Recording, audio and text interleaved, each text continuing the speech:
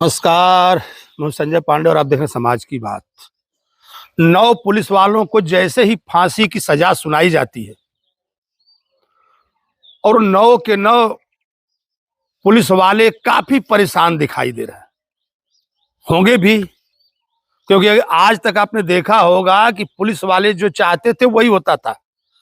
और लेकिन एक ऐसा अदालत का फैसला आया, मद्रास हाई कोर्ट की मदुरई बेंच ने ऐतिहासिक फैसला दिया और इस फैसले की चर्चा विश्व भर में हो रही है कि भारत की न्यायपालिका ने इस तरह का फैसला दिया।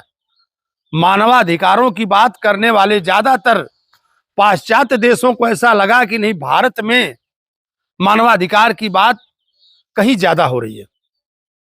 जी हाँ, सबक है उन पुलिस वालों को पर जब वर्दी की गर्मी थमाए नहीं थमती, ये उनके लिए बहुत बड़ा सबक है, क्योंकि ड्यूटी यही ईमानदारी से करते हैं तो आपको कोई दिक्कत नहीं आएगी। लेकिन नहीं, अगर आप पुलिस वाले हैं, आपसे कोई कुछ सवाल पूछ ले या आपकी बात को कोई रोक दे, टोक दे, तो आप माँ बहन की तो छोड़िए, अगर आप चिढ़ गए हैं तो आप उसकी जान भी ले लेंगे। और ये फैसला ऐतिहासिक फैसला नजीर सा बन गया उन पुलिस वालों के लिए। हमने कहा कि जिसको अपनी वर्दी का गुमान होगा या घमंड होगा, वो भी सोच रहे होंगे कि ऐसा भी हो सकता है और उनको अपने व्यवहार में परिवर्तन लाना पड़ेगा। अब मैं आपको पूरी स्टोरी बता देता हूं कि आखिर हुआ क्या, आखिर ऐसी घटना घटी क्यों।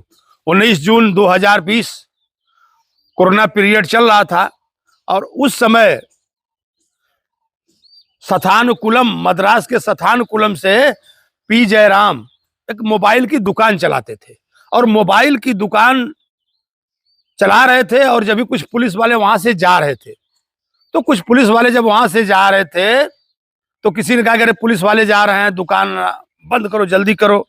तो उन्होंने कहा अरे यार, पुलिस वाले तो ऐसे होते हैं, वैसे होते हैं, उनका ये काम ही होता है, वो कहीं से भी देखो तो पैसा वसूलते हैं।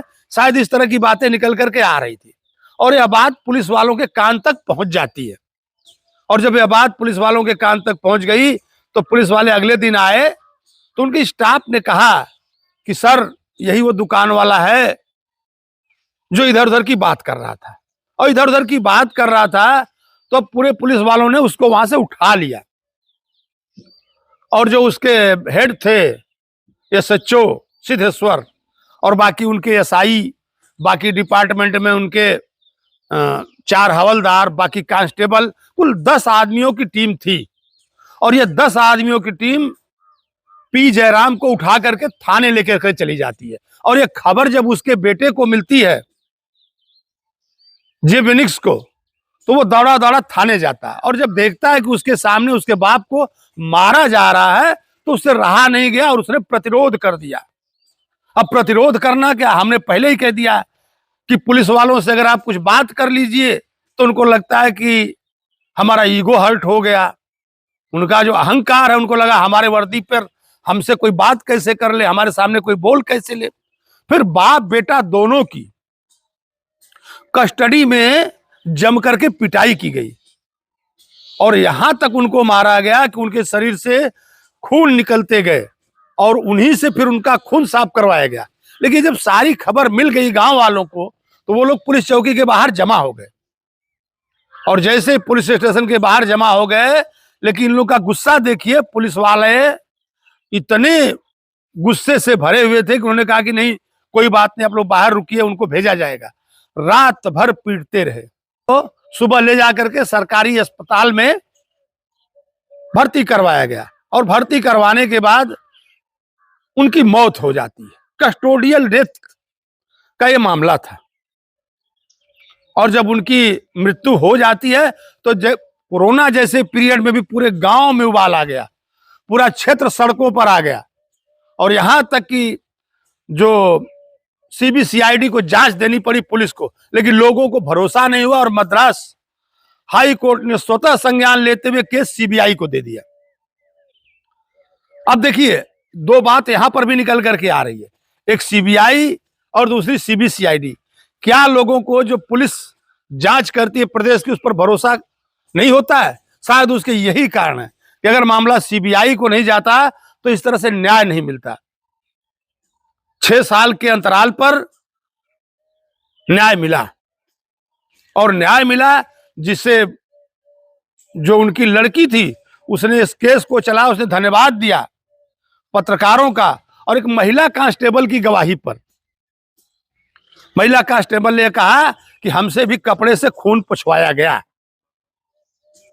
और तब जाकर के यह फैसला आया है। और इस फैसले से कहीं ना कहीं पूरे, हमने कह दिया कि विश्व में भारत के न्याय के प्रति लोगों की जो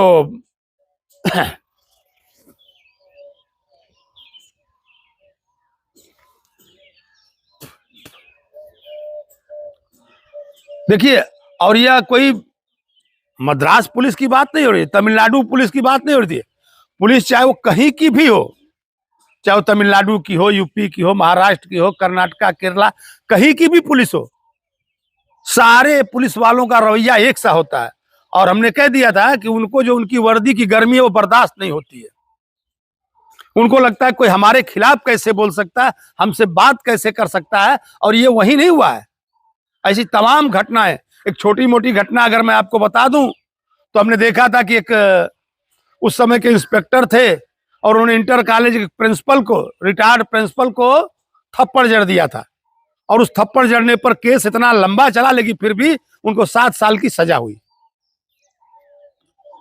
और कई ऐसे मामले थे। भाई, इज्जत सिर्फ पुलिस वालों की तो है नहीं, इज्जत आम नागरिक की भी है। अगर किसी के भी माँ बहन को गाली दिया जाएगा बुरा तो उसको भी लगता है, लेकिन जो लाचार है वो बर्दाश्त कर जाता है, और जो लाचार नहीं वो प्रतिरोध करता है, और जब प्रतिरोध करता है तो ये ऐसी घटनाएं निकल करके सामने आती है।